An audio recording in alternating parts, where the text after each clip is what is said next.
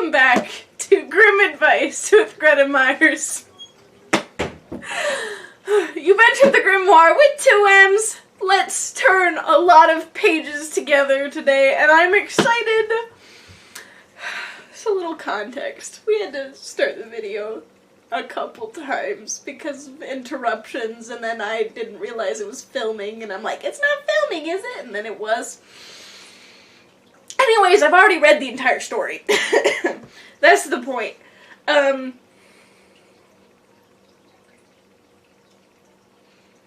it's called Hans the Hedgehog. And it kind of is about a hedgehog, but you know, you can never trust the Grimm brothers with their titles. Fowler's foul. Goodness! But it's kind of about a hedgehog. And now that I, fully understand the story, it's probably going to be read a lot better, because the first time I was like, what? Okay. So, without further ado, Hans the Hedgehog. There was once a countryman who had money and land in plenty, but no matter how rich he was, one thing was still wanting in his happiness. He had no children. Often when he went into the town, the other peasants, they mocked him and asked why he had no children. At last he became angry, and when he got home he said, "I will have a child, even if it is a hedgehog." Then his wife had a child. That was a hedgehog in the upper part of the body, and a boy in the lower. And then she saw the child. She was terrified and said, "See, there you have brought ill luck on us." Then said the man, "What can be done now? The boy must be christened, but we shall not be able to get a godfather for him." And the woman said, "And we cannot call him anything else but Hans the Hedgehog." When he was christened, the parson said he cannot go into any ordinary bed because of his spikes. So a little straw was put behind the stove, and Hans the Hedgehog was laid on it. His mother could not suckle him, for he would have pricked her with his quills. So he lay there behind the stove for 8 years. And his father was tired of him and thought if he would but die. He did not die, however, and remained lying there. Now it happened that there was a fair in the town, and the peasant was about to go to it, and asked his wife what he should bring back with him for her. "A little meat and a couple of white rolls, which are wanted for the house," said she. Then he asked the servant, and she wanted a pair of slippers and some stockings with clocks. At last he said also, "And what will you have, Hans the Hedgehog?" "Dear father," he said, "do bring me bagpipes." When, therefore, the father came home again, he gave his wife what he had brought for her, meat and white rolls. Then he gave the maid the slippers and the stockings with clocks. And lastly, he went behind the stove and gave Hans the Hedgehog the bagpipes. And when Hans the Hedgehog had the bagpipes, he said, "Dear father, do go to the forge and get the rooster shod, and then I will ride away and never come back again." The father was delighted to think that he was going to get rid of him, and had the rooster shod for him. And when it was done, Hans the Hedgehog got on it and rode away, but took swine and donkeys with him, which he intended to keep in the forest. When they got there, he made the rooster fly into a high tree with him, and there he sat for many a long year, and watched his donkeys and swine until the herd was quite large, and his father knew nothing about him. While he was sitting in the tree, however, he played his bagpipes and made music which was very beautiful. Once a king came traveling by who had lost his way and heard the music. He was astonished at it, and sent his servant forth to look all round, and see from where this music came. He spied about, but saw nothing but a little animal sitting up aloft on the tree, which looked like a rooster with a hedgehog on it, but which made this music. Then the king told the servant he was to ask why he sat there, and if he knew the road which led to his kingdom. So Hans the Hedgehog descended from the tree and said he would show the way if the king would write a bond and promise him whatever he first met in the royal courtyard as soon as he arrived at home. Then the king thought, "I can easily do that. Hans the Hedgehog understands nothing, and I can write what I like." So the king took pen and ink and wrote something, and when he had done it, Hans the Hedgehog showed him the way, and he got safely home. But his daughter, when she saw him from afar, was so overjoyed that she ran to meet him and kissed him.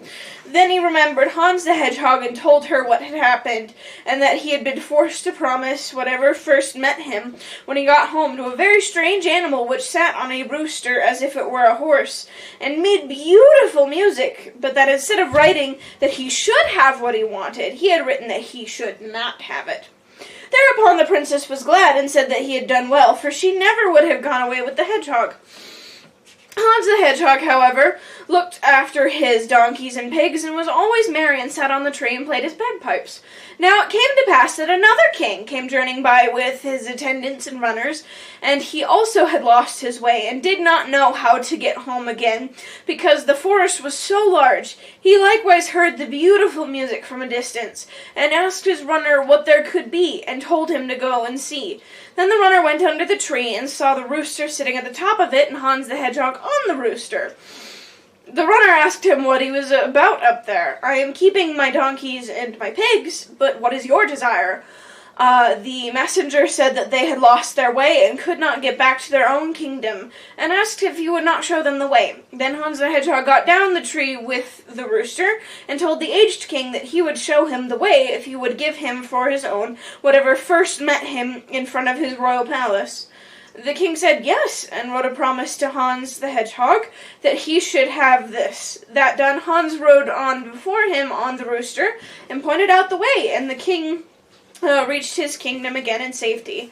And when he got to the courtyard, there was great rejoicings. Now he had an only daughter, who was very beautiful. She ran to meet him, threw her arms round his neck, and was delighted to have her old father back again. She asked him where in the world he had been so long. So he told her how he had lost his way, and had very nearly not come back at all, but that as he was traveling through a great forest, a creature, half hedgehog, half man, who was sitting astride a rooster in a tree, and making music, had shown him the way and helped him to get out, and that in return he had promised him whatever first met him in the royal courtyard, and how that was she herself, which made him unhappy now. But at this she promised that, for the love of her father, she would willingly go with this Hans if he came. Hans the Hedgehog, however, took care of his pigs, and the pigs multiplied until they became so many in number that the whole forest was filled with them.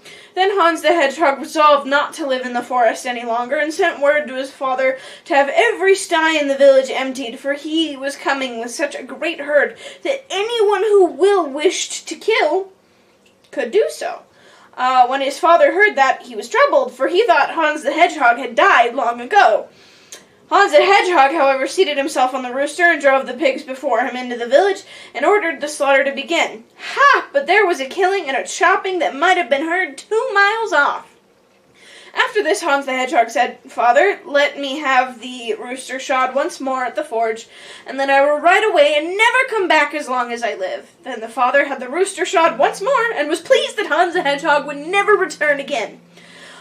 Hans the Hedgehog rode away to the first kingdom. There the king had commanded that whoever came mounted on a rooster and had bagpipes with him would be shot at, cut down, or stabbed by everyone, so that they might not enter the palace.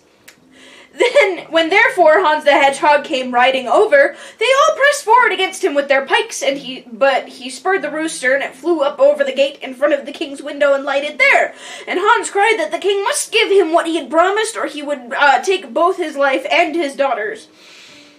Then the king began to speak his daughter fair, and to beg her to go away with Hans in order to save her own life and her father's. So she dressed herself in white, and her father gave her a carriage with 6 horses and magnificent attendants, together with gold and possessions. And she seated herself in the carriage and placed Hans the Hedgehog beside her with the rooster and the bagpipes, and then they took leave and drove away. And the king thought that he would never see her again. He was, however, deceived in his expectation, for when they were at a short distance from the town, Hans the Hedgehog took off the pretty clothes and pierced her with his hedgehog skin until she bled all over. "That is the reward of your falseness," said he. "Go your way, I will not have you." And on that he chased her home again, and she was disgraced for the rest of her life.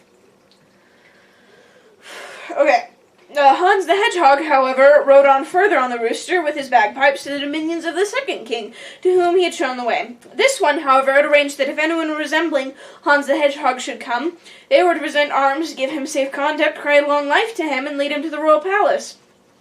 But when the king's daughter saw him, she was terrified, for he looked quite strange. She remembered, however, that she could not change her mind, for she had given her promise to her father. So Hans the Hedgehog was welcomed by her and married to her and had to go with her to the royal table, and she seated herself by his side, and they ate and drank. When the evening came and they wanted to go to sleep, she was afraid of his quills. But he told her she was not to fear, for no harm would befall her, and he told the old king that he was to appoint 4 men to watch by the door of the chamber, and light a great fire, for when he entered the room and was about to get into bed, he would creep out of his hedgehog skin, and leave it lying there by the bedside, and that the men were to run nimbly to it, throw it in the fire, and stay by it until it was consumed. When the clock struck 11, he went into the chamber, stripped off the hedgehog's skin, and left it lying by the bed. Then came the men and fetched it swiftly and threw it on the fire. When the fire had consumed it, he was delivered, and lay there in bed in human form. But he was all black and coal burnt, as if he'd been burnt. The king sent for his physician, who washed him with precious salves, and anointed him, and he became white and clean, and was a handsome young man. And when the king's daughter saw this, she was glad, and the next morning they arose joyfully, ate and drank, and then the marriage was properly solemnized, and Hans the Hedgehog received the kingdom from the aged king. When several years had passed, he went with his wife to his father, and said that he was his son. The father, however, declared he had no son. He had never had but one, who had been born like a hedgehog with spikes, and had gone forth into the world. Then Hans made himself known, and the old father rejoiced, and went with him to his kingdom. My tale is done, and away it has run to little August's house. Okay. Which is funny, because it's September now. Okay, we'll start at the beginning this time. Throw you off. Throw me off. Throw the book. No, I'm kidding. Okay. Okay. The parents. No, okay. I'm gonna see if there's, like, little points. Okay, first off, it's like, we can't hold him because of his spikes. How did you give birth to him? Like, how do you be a half hedgehog? Like, it's really hard to have hedgehogs. Like, put them in halves because they're really round. Like, there's no distinction there. So, like, how did he look? I don't know. Did he look like the new live action Blue Hedgehog movie?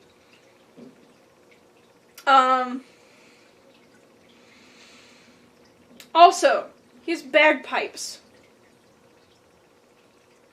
Like, okay, it says he rides a rooster the whole time. And it makes sense that, like, the hedgehog part of him wouldn't grow much.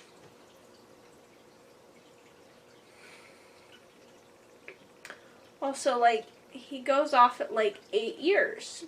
So, like, by the hedgehog age reckoning. I don't know. But then, if he's so small that he can ride a rooster, A, how does he drive swine and donkeys and tend those? B, how does he play bagpipes? Also, it says, like, beautiful music, and I'm like, I'm not saying bagpipe music isn't beautiful, but it is lots of work to play bagpipes. Like, tons of work, like, lots of pressure, and, like, hard, and then breathing, and it's not easy. So how did a half-hedgehog person play? Like, were they little, tiny bagpipes? I don't... Explain, Grimm Brothers. Okay. Okay. And then he's like, hey, Dad, I'm not dead. Here are these pigs that anyone in the town may slaughter. And he's like, oh, I thought you died.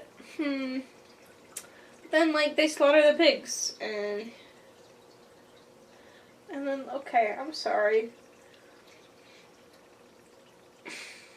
I feel bad for the first daughter. Like, she was told by her dad, like, I wrote to him, like, he wouldn't have you. She's like, oh, okay, cool, and he doesn't sound, like, her dad talked him up to be, like, a not good person, and, like, you know, he sounds strange, so it makes sense why she's like, yeah, I wouldn't have gone with him anyways. Like, am I saying that she's not stuck up? No. However, like, she's like, no, I don't want to go with, like, Hans shows up, and he's like, I'm taking what's mine, or I'm killing you both. And she's like, I don't want to go with him. This, like, was not my problem. This was not my problem. This is your problem. And the dad's like, please, sweetie, please go with him to save, like, you'll die. And so will I. So please just go with him. And then, so she's like, okay, fine. I'll go with him. And then he's dressed up and put in the fancy carriage. And then his, you know, the clothes are torn away, and he's like, stab! I got so... And then she goes back, and then he's like, this is for your falseness. Which, again, he had a problem with her dad, and took it up with the poor daughter. And then he scarred her. Probably permanently. But then drove her back to town in shame. Like, clothes torn, skin bleeding, and just... And it says she was disgraced for the rest of her life. I don't normally get this heavy.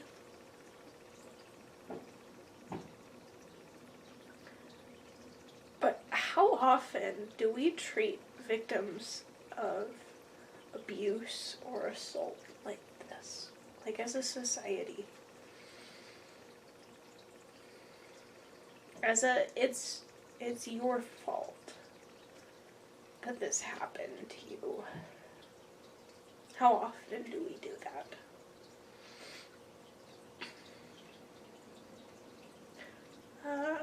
You know, saying things like, what were you wearing?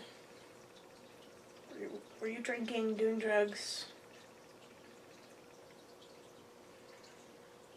Some even going to the point of, oh, this has happened to you, well, now you're worthless. Your worth is gone because this happened to you and that was taken from you, or you were hurt. Or it's like, did you provoke them? Did you, depending on the type of abuse or assault. We have this very victim-blaming mentality. If we look here, maybe, I'm like, am I saying that she's a perfect person? No. She's probably really stuck up. Did that make this her fault or problem? No. This was her dad's fault. And Hans's fault. But who had to suffer for it? She did. So I just like to say.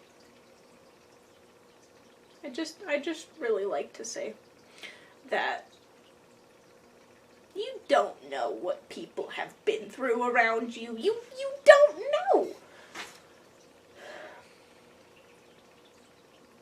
And you don't know when the littlest thing will set them off or just break them inside.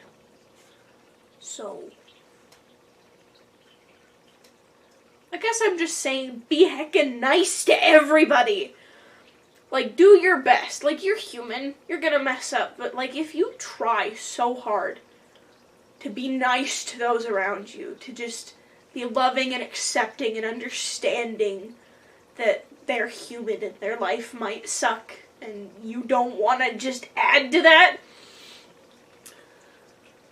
then it'll come back to you. The universe will repay you.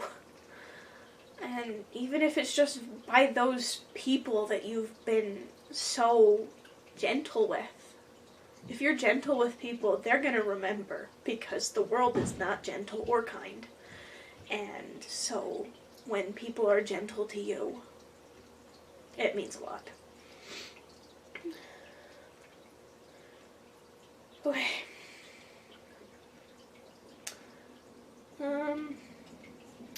I didn't mean to say that much on that, but here we go. And then he just, like, crawls out of his skin in anatomy, and what? And then they burn it, and it's like, cool, I'm a man now, but, like, full size this time. What? I have so many questions as to how this was supposed to work. Alright, and then he goes back to his dad. His trash dad. I'm getting to it in a second. His trash dad. And he's like, hey, it's me, your son. He's like, well, I didn't have a son. I had a monster. He's like, yeah, it was me. He's like, cool, now that you're not a monster, come on in. Like, really? Like, I say this a lot. Like, a lot. I say it a lot. About people needing to accept. Like, don't be with the fake people. However, there comes a certain point where you need to accept that you might be hard to accept. Things you're doing or saying might be hard to accept. And then there are people that will genuinely, like, if you're like, hey, I've changed, they're like, oh, you can come in now. Like, if they're real like that, and, like, there was something you were doing that was wrong, and it was not just... Like, if the problem is they're like, you are wrong. Something about you is wrong. Like, you are, as a being, are wrong. But instead, like, if that's the problem, and then they're like, suddenly, I can accept you now that you're pretty, or whatever, or have money, or whatever the case may be, and they're suddenly like, cool, everything's good, we vibing. Fake. Most of the time it's fake. But like, if they're saying, hey, you're doing something that I'm not okay with, that there's a difference. There's a difference. But it also depends on, it's up to you who you decide you want in your life. Like, is it like, it's the cost and benefits. It's the pros and cons. It's like, well, how important is it to you, this person, having this person in your life versus how they treated you in the past? And I will argue that sometimes it's really toxic and you shouldn't, but sometimes people change and you still want them in your life. And that's up to you. That's up to you. As long as it's not hurting you. Then smack. Don't do that. Bad. Psst. Bad cat. Okay, couple points I wanted to make. Up at the beginning. With the parents. Like, he does this out of spite. He's like, because he's getting teased. He's getting made fun of. And again, treat people with kindness. Because I don't know how sucky their life is. Because then he goes and he's like, fine. He's like, he wants children so badly. And then they're like, why don't you have kids? Why don't you have kids? Why don't you have kids? And so he's like, fine. I will have a kid Even if that kid is something I can curse it with, a hedgehog. And then that happens. Somehow. Anatomically it doesn't make sense, but somehow that happens. And the wife's like, great, look what you've done. And like he gets christened, and the guy's like, we can't put him in a normal bed, and you can't hold him, and so he just lies there behind the stove for 8 years. And the dad's like, I wish he would die. Don't like it.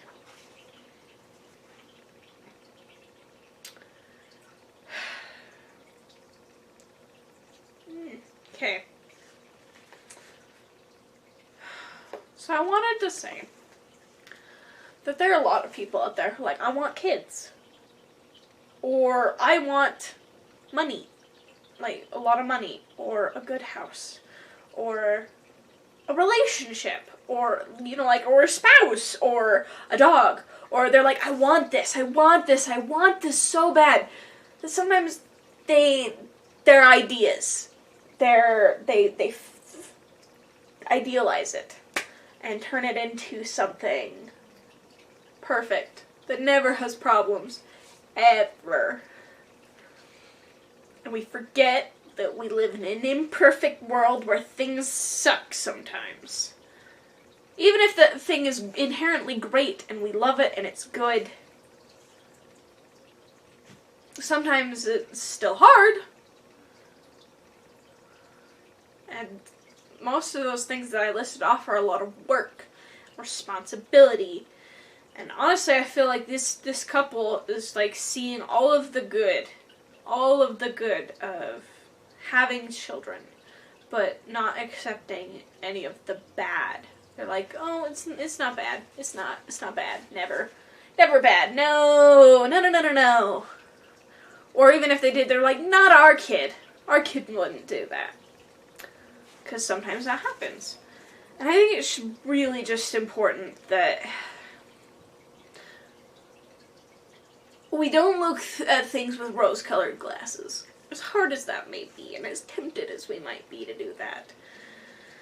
That, like, on the one hand, is like, not everything's perfect. There's gonna be hard things and hard work, and sometimes it's gonna suck, and you're gonna be like, I hate it. But really, most of the time, especially if you really want it and you work for it, it pays out. And sometimes it doesn't. You still gotta deal with it. But on the other hand, we gotta realize that things have good in them. Even though sometimes we don't see it. Like, say you have a job you really don't like, and so then you see more things you don't like. You're like, more reasons to complain, and it sucks. And I'm not saying it doesn't suck. And maybe it's even a toxic environment at work, and you should get a new job. But not everything's inherently evil, either. Like, not everything is perfect, but we have to recognize that we can't stop wanting something because it's not going to be easy. Like, if we look at something and we say, hey, that doesn't look easy. I don't know, man. Like, yeah, you can, and if you decide and you think about it and you're like, okay, yeah, it's really not worth it for me. But to give up hopes and dreams all the time because I don't know if I can do it. You can do it. I believe in you. Now, why did I whisper that? You can do it! I believe in you! I'll shout it! Okay. Lastly, really fast, we have the two kings, right? And one of them does his very, very best to deceive Hans the Hedgehog. Because he wants something out of him, and then wants to discard him to the side, and be like, okay, I'm done with you, you're done. And then, falsely writes, because he doesn't think Hans the Hedgehog can read. Can he read? I don't know. Does he have a human brain or a hedgehog brain? I don't know. Doesn't make sense. But his purpose and intent is to deceive. Then he gets home and he tells the daughter not to worry. I wrote it down differently. And it's just kind of very ungrateful, and it's like, well, if you see him coming, murder him. That's the general attitude. And then we have the second king, who's like, wow.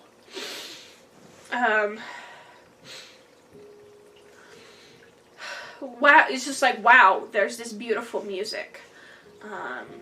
Hey, do you know anything about this forest? And he's like, actually, yeah. But can I have whatever first comes to you at the kingdom? And he's like, absolutely. And he puts it down in writing, and he's very, very forthcoming and honest. And then he goes, and he's like, and there's his daughter, and he's like, oh no. consequences. But he's very forthcoming and honest with his daughter. He's like, okay, this is what he looked like, but he was very kind and he made beautiful music. And, like, this is what I promised, and I'm so sorry. And the daughter's like, hey, God, like, it's like, this doesn't seem too bad. I think that's the two attitudes. First off, we have the whole deception thing. Honestly, if you're gonna make a deal with someone and you know you're not, like, if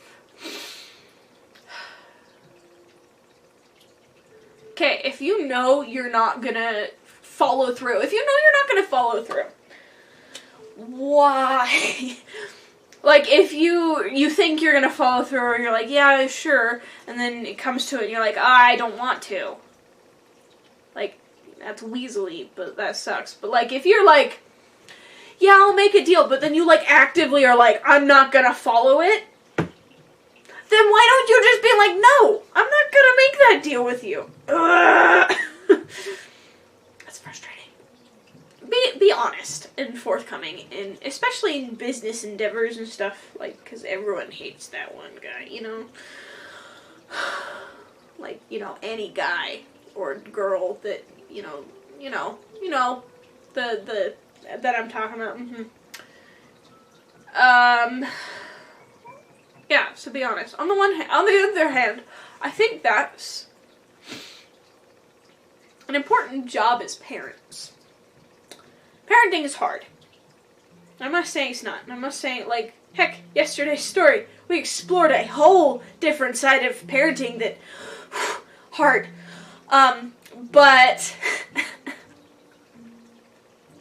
I think attitude matters.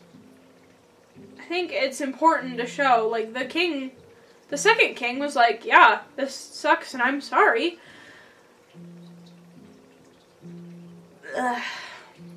But he informed her to the best of his ability and was like, this is what's happening, and I'm like, he was honest and open. The other guy, he was like, yeah, so here's what we're gonna do, and it's not gonna be a problem.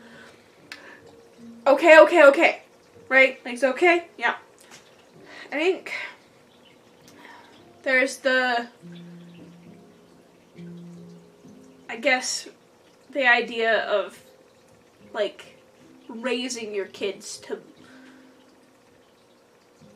and, like, having that attitude, like, oh, yeah, this thing sucks, and so your kid's like, yeah, this sucks, because you said it sucks, versus the idea of, like, okay, this is how I feel and think, and you can do what, like, here's all the information I have. I think that's a big difference. Okay. I think that's it that I wanted to say. Alright, my gremlins. Thank you for joining us for another Happily Ever After, or not so Happily Ever After. That's up for you to decide, and what you decide is valid. Because, you're valid. You are. Either way, this is the end for this episode. So tune in later and we can learn more and turn new pages together.